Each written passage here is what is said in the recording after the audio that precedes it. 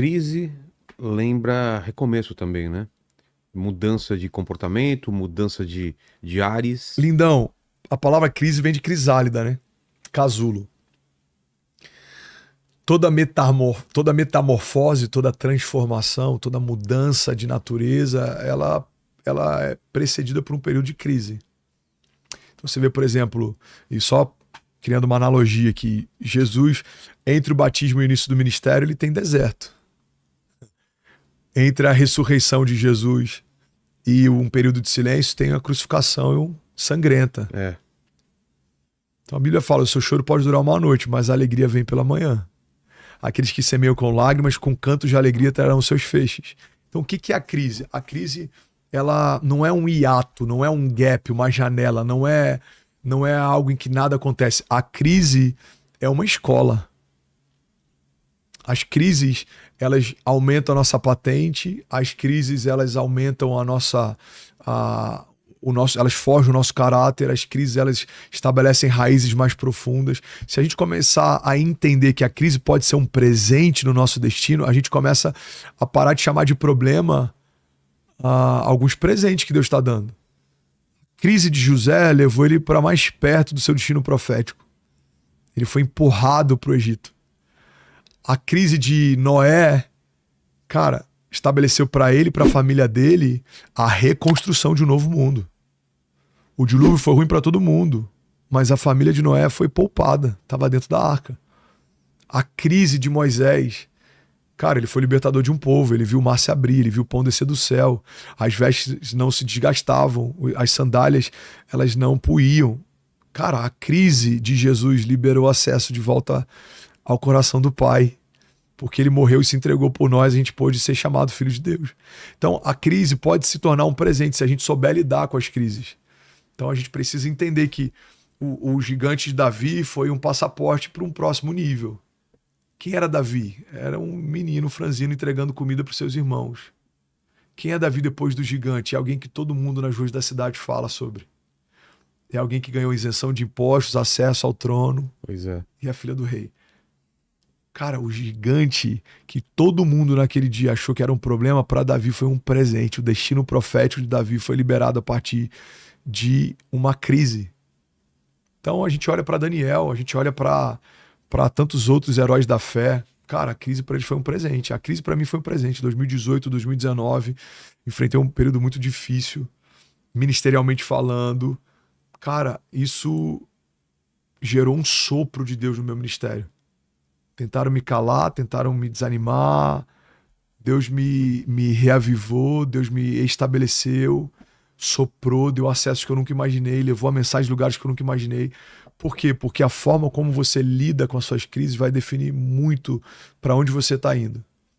Você pode ficar reclamando na crise, você pode desanimar na crise, ou você pode parar no meio da tua crise e perguntar: Deus, o que você quer me ensinar com ela? O que você tem para mim no meio desse deserto? Qual que é o ensinamento que eu vou tirar desse lugar? Porque toda crise ensina, Vilela, nem toda crise muda o nosso caráter, mas toda crise revela o nosso caráter. Nem toda crise afeta a profundidade da nossa fé, mas toda crise revela a medida da nossa fé. Eu gosto de falar que aquilo que a gente realmente acredita sobre Deus fica evidente no tempo da provação. Tem muita gente que fala, cara, Deus é mais. Deus ele é suficiente, mas no meio da provação, cara, a gente entra em colapso. Em pânico, em desespero. Cara, 2017 eu tava no leito de hospital usando fralda 35 dias, internado numa CTI. E aí algumas pessoas falavam, e aí, pastorzão, o que você tá pensando? Como é que você tá? Como é que tá seu coração? Eu falei, cara, eu tô gerando um testemunho vivo. Eu falava sobre um Deus que cura. Agora eu vou ser um testemunho de alguém que Deus curou. Eu falava sobre manter esperança no meio da crise, agora eu posso testificar que é possível manter esperança no meio da crise. Porque teu posicionamento gera uma denúncia, né? Imagina, cara, você tem que estar bem, Vilela, no seu dia mal você tem que estar bem, cara. Aí no meu dia mal eu tô mal. Exato. Aí você tá passando por mim e fala, Vilela, Deus é mais, irmão. Aí no meu dia mal, cara, Deus se esqueceu de mim, Deus me abandonou. Então eu acho que em vários momentos de crise, a nossa fé ela é testada, o nosso coração é revelado.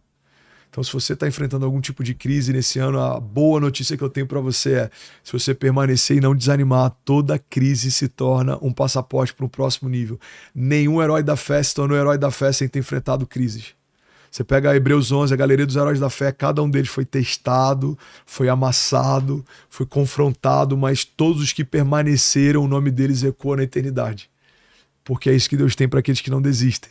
A Bíblia fala, a gente colocou a mão no arado e não somos daqueles que retrocedem, somos daqueles que permanecem e são salvos. E é isso que Deus tem para você e para tua casa, em nome de Jesus. O que significa deixar nas mãos de Deus? É não fazer nada? É esperar? É orar? O que significa? Cara, essa é uma boa pergunta, porque é uma dúvida que muita gente tem, né? Entregar os seus caminhos ao Senhor significa abrir mão da tua agenda para viver a agenda dele, abrir mão do teu governo para viver o governo dele.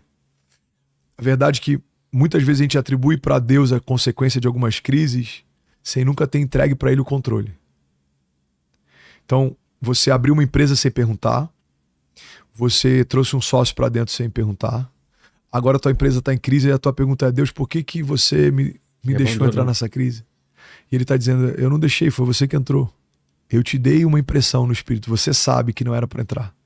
Eu usei tal pessoa, eu falei com você dessa forma. A verdade, Vilela, vamos ser sinceros, a maior parte das vezes que a gente faz algo que não deveria fazer, a gente sabe que não deveria estar fazendo. A gente finge que não entendeu. Olha que louco. Vou pegar aqui o pai da fé. A Bíblia fala que Abraão, ele tem uma promessa de Deus de que Deus daria um filho. E ele vai lá e faz um filho com a escrava. E aí então Deus dá para ele um filho. E aí em um determinado momento Deus vira para ele e fala assim: Abraão, pega o teu único filho, aquele a quem você ama, e sacrifica. Primeira coisa que me chama a atenção: Abraão tem 2 filhos, mas Deus chama Abraão de pai de um filho único. E essa coisa, a gente precisa entender que Deus não considera o que não começa nele, a tal ponto de dizer para Abraão que ele só tem um filho porque foi só um filho que ele deu. O outro foi Abraão quem fez.